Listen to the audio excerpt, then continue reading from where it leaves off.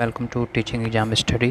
दोस्तों, आज हम डिस्कस करेंगे सीटीपी के 50 इंपॉर्टेंट प्रश्न जो कि काफ़ी इंपॉर्टेंट हैं आने वाले सितंबर 2026 की जो सीटेट की एग्ज़ाम होगी उसके लिए। चाहे आप पेपर फर्स्ट की तैयारी कर रहे हैं या पेपर सेकंड की, तो इसमें सीटीपी के 30 प्रश्न पूछे जाते हैं। तो ये 50 प्रश्नों को आप हल करें और इसका सही उत्तर देखें कि क्या होगा, जिससे कि आपको खुद हौसला होगा कि हम अच्छे नंबर ला सकते हैं सीटीपी सब्जेक्ट में। तो आइए वीडियो स्टार्ट करते हैं। पहला प्रश्न है कि प्राथमिक स्तर पर एक शिक्षक में निम्न में से किसे सबसे महत्वपूर्ण विशेषता माना जाता है। तो हम यहाँ पे ऑप्शन नहीं बोलते हैं, डायरेक्ट उत्तर बोलते हैं ताकि आपके समय का बचत हो। तो पहला का उत्तर होगा ए, यानी धैर्य और दृढ़ता का गुण जो है एक शिक्षक में होनी चाहिए। प्रश्न संख्या 2 है कि सीखना समृद्ध हो सकता है कब? यदि कक्षा में अधिक से अधिक शिक्षण सामग्री का प्रयोग किया जाए, शिक्षक विभिन्न प्रकार के व्याख्यान और स्पष्टीकरण का प्रयोग करे, या कक्षा में आवधिक परीक्षाओं पर अपेक्षित स्थान दिया जाए, या वास्तविक दुनिया से उदाहरणों को कक्षा में लाया जाए तो विद्यार्थी एक दूसरे की अंतःक्रिया कर सके। तो ऑप्शन ही देखने से लग रहा है कि दूसरा का जो ऑप्शन होगा वो डी जो है वो काफ़ी क्लियर जो है ये व्याख्या कर रहा है कि वास्तविक दुनिया से उदाहरणों को कक्षा में लाया जाए ताकि विद्यार्थी का सर्वांगीण विकास हो एवं एक दूसरे की अंतःक्रिया कर सकें और शिक्षक उस प्रक्रिया को सुगम बनाए। तो इस प्रकार के अगर ऑप्शन मिलते हैं तो ये इस प्रकार के ऑप्शन ज़रूर सही रहते हैं। आइए अगला प्रश्न संख्या 3 है कि निम्न में से कौन सा कथन को सीखने की प्रक्रिया की विशेषता नहीं मानना चाहिए। तो 3 का जो उत्तर हो जाएगा वो डी नंबर, यानी शैक्षिक संस्थान में ही एकमात्र है जहां अधिगम प्राप्त की जा सके। तो ये जो है मात्र एक चीज़ का उदाहरण नहीं है, तो ये यहाँ पे गलत हो जाएगी, यानी शैक्षिक संस्थान ही एकमात्र स्थान जहाँ अधिगम प्राप्त होता हो। बल्कि सीखना एक व्यापक प्रक्रिया होती है, सीखना लक्ष्योन्मुखी होती है और अन्य अधिगम भी सीखने की प्रक्रिया में शामिल होती है। प्रश्न संख्या 4 है कि डैश को एक अभिप्रेरित शिक्षण को संकेतक माना जाता है, किसे माना जाता है। तो उत्तर हो जाएगा बी, विद्यार्थी द्वारा प्रश्न को पूछना। ये यहाँ पे उपयुक्त जो विकल्प है जो बिल्कुल सही है, 4 का बी। प्रश्न संख्या 5 है कि कृतिका अक्सर घर में ज़्यादा बात नहीं करती लेकिन विद्यालय में वह काफ़ी बात करती है, यह दर्शाता है क्या? दर्शाता है तो 5 का जो आंसर हो जाएगा सी, कि उसके विचारों को विद्यालय में ज़्यादा मान्यता मिलती है घर की तुलना में, इसीलिए वो विद्यालय में काफ़ी ज़्यादा बात करती है। इस प्रकार के प्रश्न पूछी जाती है तो आप इसे रिकॉल करेंगे। अगला प्रश्न है कि एक शिक्षक को अपनी विद्यार्थियों की क्षमताओं को समझने का प्रयास करना चाहिए। निम्नलिखित में से कौन सा क्षेत्र इस उद्देश्य के साथ संबंध रखता है। तो 6 का सही उत्तर हो जाएगा शिक्षा मनोविज्ञान। 7 नंबर प्रश्न है कि सीखने की प्रक्रिया में अभिप्रेरणा यानी मोटिवेशन का क्या महत्व होती है। तो 7 का जो उत्तर हो जाएगा वो सी नंबर, कि शिक्षार्थियों में सीखने के प्रति रुचि का जो क्या होता है, विकास होता है। तो यहाँ के पे 7 का सी नंबर ऑप्शन जो है वो बिल्कुल करेक्ट हो जाएंगे। आगे चलते हैं 8 नंबर प्रश्न कि निम्नलिखित कक्षाओं में शिक्षण की खेल पद्धति मूल रूप से किस पर आधारित होती है। तो 8 का जो उत्तर हो जाएगा बी, कि विकास एवं वृद्धि के मनोवैज्ञानिक सिद्धांतों पर ये आधारित होती है। तो 8 का बी नंबर ऑप्शन जो है वो सही हो जाएगा। प्रश्न संख्या 9 है कि एक बच्चा अतीत की समान परिस्थिति में की गई अनुक्रियाओं के आधार पर नई स्थिति के प्रति अनुक्रिया करता है। तो यह किससे संबंधित होता है। तो 9 का उत्तर हो जाएगा ए, सीखने का प्रभाव नियम ये बताता है। प्रश्न संख्या 10 है कि बच्चों की सीखने की प्रक्रिया में माता पिता डैश की भूमिका निभानी चाहिए, अग्रोन्मुखी, सहानुभूतिपूर्ण, तटस्थ या नकारात्मक। तो जहाँ पर भी नकारात्मक की ऑप्शन आए वो बिल्कुल गलत होती है। तो 10 का जो यहाँ पे तटस्थ भी गलत हो जाएगा, तो आप ऑप्शन को भी एलिमिनेट कर सकते हैं। तो अग्रोन्मुखी जो होती है वो बिल्कुल सही होती है। आप चैनल पर नए हैं तो पिछले वाली वीडियो भी आप देख सकते हैं, ताकि हम सीटीपी के टैग वर्ड आपके साथ डिस्कस किए हैं कि कौन सी टैग वर्ड पॉजिटिव होती है और कौन सी टैग वर्ड नेगेटिव होती है, जिससे कि आप प्रश्नों को ईजी वे में एलिमिनेट कर सकते हैं। प्रश्न संख्या 11 है कि सीखने के अंतर्दृष्टि सिद्धांत को किसने बढ़ाया दिया था। पावलोव ने, जीन पियाजे ने, वाइगोस्की या गेस्टॉल्ट सिद्धांतवादी ने। तो 11 का जो सही उत्तर हो जाएगा डी नंबर, गेस्टॉल्ट सिद्धांतवादी के तहत। प्रश्न संख्या 12 है कि अल्पवयस्क बच्चों के अधिगम प्रकरण में अभिभावकों की क्या भूमिका होनी चाहिए, निषेधात्मक, अग्र सक्रिय, संवेदनात्मक या उदासीन। तो 12 का उत्तर बी होता है, अग्र सक्रिय भूमिका जो है वो पेरेंट्स की होनी चाहिए। अगला प्रश्न है प्रश्न संख्या 13 कि बच्चों की संज्ञानात्मक विकास को सबसे अच्छे तरीके से कहाँ परिभाषित किया जा सकता है, खेल के मैदान में, विद्यालय एवं कक्षा में, ऑडिटोरियम में या गृह में। तो 13 का जो ऑप्शन के अकॉर्डिंग सही उत्तर हो जाएगा बी नंबर, खेल के मैदान में। प्रश्न संख्या 14 है खाली स्थान को अनुप्रेरित शिक्षण के एक संकेत के रूप में विवेचित किया जा सकता है। तो 14 का सही उत्तर हो जाएगा सी नंबर, विद्यार्थी द्वारा प्रश्न को पूछना जिससे कि उनमें जागरूकता पैदा होती है। प्रश्न संख्या 12 है कि निम्न कक्षाओं में शिक्षण की खेल विधि आधारित होती है। प्रश्न संख्या 15 है किस पे, तो 15 का जो ऑप्शंस के अकॉर्डिंग सही उत्तर हो जाएगा विकास एवं वृद्धि के मनोवैज्ञानिक सिद्धांत पे। अगला प्रश्न है कि अधिगम के प्रकरण में अभिप्रेरणा का क्या महत्व है। तो 16 का उत्तर हो जाएगा डी नंबर, नए सीखने वालों में अधिगम के लिए रुचि का सृजन करता है। तो ऑप्शन नंबर डी जो हो जाएगा इसका सही व्याख्या हो जाएगा। प्रश्न संख्या 17 देखते हैं कि श्यामपट्ट को शिक्षण साधन सामग्री के रूप में अंतर्वृत्त किया जा सकता है, क्यों। तो 17 का सही उत्तर हो जाएगा बी नंबर, यानी प्रश्नों को हल करना। सॉरी, ये 18 की ऑप्शन हमने आपको बता दिया। 17 का जो बी नंबर होगा दृश्य साधन के रूप में। अगला प्रश्न 18 नंबर चलते हैं कि निम्न में से कौन सा शिक्षण कुशलता से संबंधित है। तो 18 का जो सही उत्तर हो जाएगा वो डी नंबर, यानी कि इनमें से सभी, श्यामपट्ट पर लिखना, प्रश्नों को हल करना, प्रश्न पूछना, इन सभी में बच्चों की कॉग्निटिव डेवलपमेंट होती है। वो चीज़ों को सीखने का प्रयास करता है, सीख करके किसी भी चीज़ को पूछना यानी करके सीखने का मतलब कि इसमें भाव व्यक्त होती है। प्रश्न संख्या 19 है कि कक्षा में विद्यार्थी प्रश्न पूछते हैं, उन्हें 19 का जो सही उत्तर हो जाएगा सी, क्योंकि लगातार प्रश्न पूछने के लिए प्रोत्साहित करना चाहिए। टीचर को बच्चों में इंकरेजमेंट करनी चाहिए कि वो लगातार किसी विषय पर प्रश्न पूछे जिससे कि उनका संज्ञानात्मक कॉग्निटिव डेवलपमेंट होता है। प्रश्न संख्या 20 है कि एक अभिभावक आपसे विद्यालय में मिलने के लिए कभी नहीं आता है, आप क्या करेंगे। बच्चे की उपेक्षा करेंगे, अभिभावक को लिखेंगे, आप स्वयं उससे मिलने जाएंगे या बच्चों को दंड देना शुरू करेंगे। तो टैग वर्ड में नेगेटिव वर्ड को आप बिल्कुल हटा देंगे, दंड देना वाला जो है वो बिल्कुल गलत होती है। तो 20 का यहाँ सही उत्तर हो जाएगा कि आप स्वयं उनसे मिलने के लिए जाएंगे, बच्चे की उपेक्षा भी नहीं करना है, अभिभावक को लिखना भी नहीं है, बल्कि खुद उनसे आप वार्तालाप करने के लिए जाएंगे। प्रश्न संख्या 21 है कि पृथक पृथक समाजातीय समूहों के व्यक्तियों के लिए बच्चों की अभिवृत्ति साधारणतः आधारित किस पर होता है। तो ऑप्शन ए जो हो जाएगा इसका सही हो जाएगा, उनके अभिभावकों की चित्तवृत्ति पर। अगला प्रश्न हम देखते हैं, प्रश्न संख्या 22 है कि एक शिक्षक को साधन संपन्न होना चाहिए, इसका अर्थ क्या है। तो 22 का जो सही उत्तर हो जाएगा वो सी नंबर, कि उनका अपने विद्यार्थियों की समस्याओं को हल करने का पर्याप्त ज्ञान होना चाहिए। ये गुण जो है वो टीचर में होनी चाहिए। अगला प्रश्न है प्रश्न संख्या 23 नंबर कि एक प्रमाणीकृत पठन परीक्षण के लिए 5वीं कक्षा की प्रस्तुत करने में शिक्षक को आधिकारिक परामर्श दिया जाता है। तो 23 का जो सही उत्तर हो जाएगा वो डी नंबर, कि परीक्षण में आने वाले समान प्रकार के प्रश्नों को उत्तर देने के लिए छात्रों को अभ्यास कराना।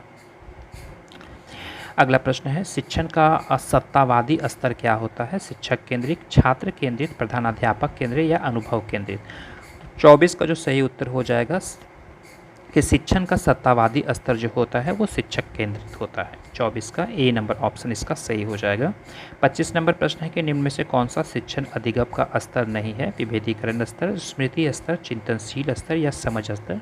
तो 25 का उत्तर हो जाएगा विभेदीकरण स्तर जो है वो सही श्रेणी में नहीं आती है। यदि एक विद्यार्थी कक्षा में भाग लेने से संकोच करता है तो आप क्या करेंगे। तो 26 का उत्तर हो जाएगा डी नंबर, उससे केवल तब प्रश्न पूछेंगे जब वह उनके उत्तर देने के लिए उत्साहित हो। प्रश्न संख्या 27 है कि अधिगम से संबंधित किसी विद्यार्थी की समस्या का सबसे अच्छा उपचार क्या होता है। तो 27 का जो उत्तर हो जाएगा वो डी नंबर, यानी निदानात्मक शिक्षण के तहत। एक शिक्षक विद्यार्थी को अनुप्रेरित कर सकता है पुरस्कार देकर के, सही मार्गदर्शक कराकर, उदाहरण देकर या कक्षा में भाषण देकर। तो 28 का जो सही उत्तर हो जाएगा यहाँ पे एक शिक्षक विद्यार्थियों को अनुप्रेरित कर सकता है। तो किस चीज़ में वो अनुप्रेरित उन्हें कर सकता है, एक तरह से सही मार्गदर्शन देकर के उन्हें जो है अनुप्रेरित कर सकता है। अगला प्रश्न है प्रश्न संख्या 29 कि मानवीय मूल्य जो प्रकृति में सर्वात्रिक है कि विकास का अर्थ होता है मात्रारोपण, अंगीकरण, अनुकरण या अभिव्यक्ति। तो 29 का सही उत्तर हो जाएगा अभिव्यक्ति। प्रश्न संख्या 30 है कि अपने विद्यार्थियों को समझने के लिए एक शिक्षक में अच्छी जानकारी होनी चाहिए किस चीज़ की, बाल मनोविज्ञान की, बच्चों को समझने की प्रवृत्ति की, कि विषय वस्तु के प्रति विद्यार्थियों के मत का, कि इनमें से सभी। तो 30 का जो उत्तर हो जाएगा इनमें से सभी जो ऑप्शन है यहाँ पे उपयुक्त लग रहा है। 31 नंबर प्रश्न है कि मनोचित्रण का संदर्भ किस में है। तो 31 का सही उत्तर हो जाएगा मन के प्रकार का अन्वेषण करने में। विद्यालय में विद्यार्थियों को भाग जाने का कारण क्या होता है। तो 32 का सही उत्तर हो जाएगा समस्या के प्रति शिक्षकों का निर्दय अभिवृत्ति करना। प्रश्न संख्या 33 है कि विद्यार्थियों में श्रम की स्फूर्ति का विकास करने के लिए क्या होना चाहिए। तो 33 का सही उत्तर हो जाएगा समय समय पर विद्यार्थियों को श्रम करने का अवसर देना चाहिए। जहाँ कभी भी अवसर का बात हो, प्रोत्साहन का बात हो, ये जो ऑप्शन होते हैं ये सब सही की श्रेणी में आते हैं। आप प्रश्नों को, गलत प्रश्नों को एलिमिनेट भी कर सकते हैं इसके आधार पर। प्रश्न संख्या 34 है कि आपको शिक्षक दिवस पर कुछ विद्यार्थियों ने एक बधाई पत्र दिया, आप क्या करेंगे। आप कुछ नहीं करेंगे, उन्हें धन्यवाद देंगे, उन्हें पैसों की बर्बादी नहीं करने के लिए बोलेंगे या उन्हें बदले में शुभकामनाएँ देंगे। तो 34 का जो सही उत्तर हो जाएगा बी, उन्हें धन्यवाद देंगे। अगला प्रश्न है कि जब एक विद्यार्थी असफल होता है तो समझा जाता है क्या, कि पद्धति असफल हुई है, शिक्षक असफल हुई है, पाठ्यपुस्तक असफल हुई है, यह एक व्यक्तिगत असफलता है। तो 35 का जो ऑप्शंस के अकॉर्डिंग यहाँ पे क्या सही लग रहा है। जब एक विद्यार्थी असफल होता है तो समझा जाता है कि पद्धति असफल हुई है, शिक्षक असफल हुए हैं, पाठ्यपुस्तक असफल हुए हैं या व्यक्तिगत असफलता है। तो जब एक विद्यार्थी असफल होता है तो ऐसा देखा जाता है कि पद्धति जो होती है वो असफल हुई है। तो यहाँ पे आप ये ऑप्शन सही लगाएंगे। अगला प्रश्न है कि आप किसी कक्षा में पाठ पढ़ाते हैं और उन्हें एक विद्यार्थी विषय में असंबद्ध एक प्रश्न पूछता है तो आप क्या करेंगे। तो 36 का सही उत्तर हो जाएगा सी में, उसे अब आप किसी कक्षा में पाठ पढ़ाते हैं और एक विद्यार्थी विषय से असंबद्ध एक प्रश्न पूछता है तो आप क्या करेंगे। उसे असंबद्ध प्रश्न पूछने की अनुमति देंगे, उसे असंबद्ध प्रश्न पूछने की अनुमति नहीं देंगे, उसे गैर अनुशासित समझकर दंडित करेंगे। जहाँ कहीं भी दंडित का बात हो तो उसे आप गलत रखिएगा, ये ऑप्शन बिल्कुल सही नहीं होता है। कक्षा के बाद प्रश्न का उत्तर देंगे, तो यहाँ पे असंबद्ध प्रश्न पूछने की अनुमति देंगे, ये भी नहीं होना चाहिए। उसे असंबद्ध प्रश्न पूछने की अनुमति नहीं देंगे, बल्कि जब कक्षा में विषय वो ख़त्म हो जाएगी तो कक्षा के लास्ट में, कक्षा के बाद प्रश्न पूछने का उन्हें उत्तर देंगे। तो 36 का यहाँ पर डी नंबर ऑप्शन जो है ये सही बैठ रही है। अगला प्रश्न है कि श्यामपट्ट पर लिखते समय सबसे महत्वपूर्ण कार्य क्या है। तो अच्छी लिखावट, लिखने में स्पष्टता, बड़े अक्षरों का लिखना, छोटे अक्षरों का लिखना। तो 37 का उत्तर हो जाएगा अच्छी लिखावट। अगला प्रश्न है कि आपकी कक्षा में एक छात्र देर से आता है, आप उसके अभिभावक को सूचित करेंगे, उसे दंड देंगे। जहाँ कहीं भी दंड आए आप उसे नेगेटिव माने, ये सही ऑप्शन नहीं होता है। कारण जानने की चेष्टा करेंगे, उस पर कोई ध्यान नहीं देंगे, ये भी डी नंबर ऑप्शन गलत है। उसके अभिभावक को सूचित करेंगे, तो यहाँ पर 38 का जो सही उत्तर होना चाहिए सी होना चाहिए, कि उन बच्चों को कक्षा में देर आने की चेष्टा यानी कारण जानने की चेष्टा करेंगे। अगला प्रश्न है प्रश्न संख्या 39 कि विद्यालय में विद्यार्थियों को कैसे अभिप्रेरित करना उचित होता है। चुने हुए अध्ययन के द्वारा, प्रासंगिक अध्ययन के द्वारा, गहन अध्ययन के द्वारा या सस्वर अध्ययन के द्वारा। तो 39 का सही उत्तर यह होगा जो सी नंबर, गहन अध्ययन के द्वारा। 40 नंबर प्रश्न है कि सकारात्मक दंड का निम्न में से कौन सा उदाहरण है। तो 40 का सही उत्तर हो जाएगा ए नंबर, मित्रों के द्वारा। यानी सकारात्मक दंड का निम्न में से कौन सा उदाहरण है।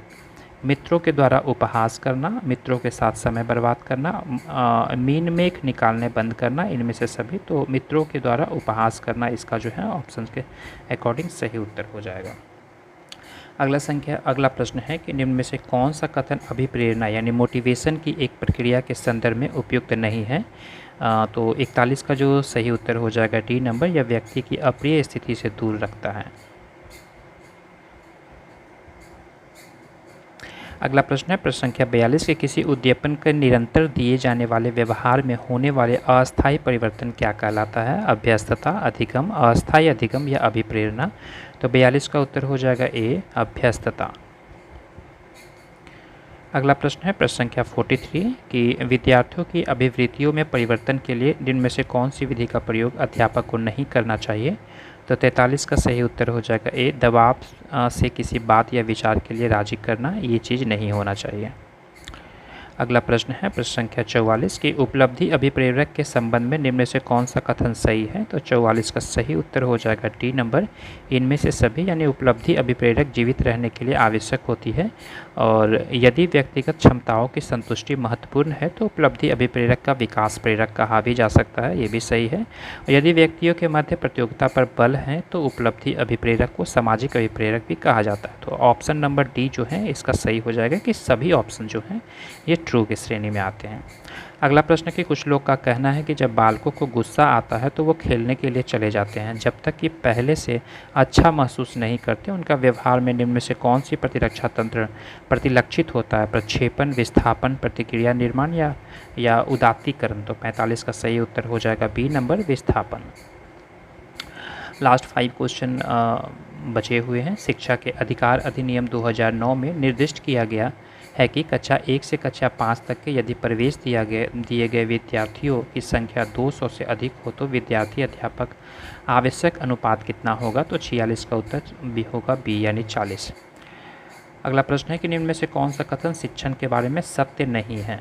तो 47 का सही उत्तर हो जाएगा शिक्षण अनुवेशन, यानी शिक्षण में सुधार किया जा सकता है, ये तो सही है। शिक्षण औपचारिक अनौपचारिक है, ये भी सही है। शिक्षण विज्ञान के साथ साथ कला भी है, ये भी सही है। बस शिक्षक अनुवेशन है, ये गलत हो जाएगा। प्रश्न संख्या 48 है। एक कॉलेज जाने वाली लड़की ने फर्श पर कोट फेंकने की आदत डाल ली है। लड़की की मां ने उससे कहा कि कमरे से बाहर जाओ और कोट को खूंटी पर टांगो। लड़की अगली बार घर में प्रवेश करती है तो कोट को हाथ पर रखकर अलमारी की तरफ जाकर कोट को खूंटी में टांग देती है। यह उदाहरण है श्रृंखलागत अधिगम का, दीपक अनुक्रिया अधिगम का, प्रत्यक्ष अधिगम का, या इनमें से सभी। तो ऑप्शन नंबर ए जो हो जाएगा इसका सही हो जाएगा श्रृंखलागत अधिगम का। अगला प्रश्न है कि बाह्य अभिप्रेरणा में समावेशित किया जाता है क्या। तो 49 का ऑप्शन डी हो जाएगा, इनमें से सभी, यानी बाह्य अभिप्रेरणा यानी बाहरी अभिप्रेरणा में समावेशित क्या किया जाएगा। प्रशंसा और दोषारोपण, प्रतिद्वंद्विता, पुरस्कार और दंड, परिणाम का ज्ञान। तो इनमें से सभी ऑप्शन जो हैं इसका ट्रू हो जाएगा, यानी कि बाहरी अभिप्रेरणा में समावेशित किया जाएगा, यानी सभी इनमें से। अगला प्रश्न है कि जिस प्रक्रिया में व्यक्ति दूसरों के व्यवहार को देखकर सीखता है न कि प्रत्यक्ष अनुभव को कहा जाता है क्या। सामाजिक अधिगम, अनुबंधन, प्रायोगिक अधिगम या आकस्मिक अधिगम। तो 50 का उत्तर ए हो जाएगा सामाजिक अधिगम। तो ये 50 इंपॉर्टेंट प्रश्न थे। किन्हीं प्रश्नों पे अगर आपको डाउट है तो कमेंट बॉक्स में अपनी राय ज़रूर मेंशन करेंगे और इसी तरह से सीटेट के एग्ज़ाम तक हम आपके लिए नए नए प्रश्नों का श्रृंखला लाएंगे ताकि आप चीज़ों को एग्ज़ाम से पहले रिकॉर्ड कर पाएँ और परीक्षा जो है में अच्छे अंक को प्राप्त कर पाएँ। वीडियो अच्छी लगी होगी तो चैनल को सब्सक्राइब जरूर कर लें। वीडियो देखने के लिए धन्यवाद। Thank you very much.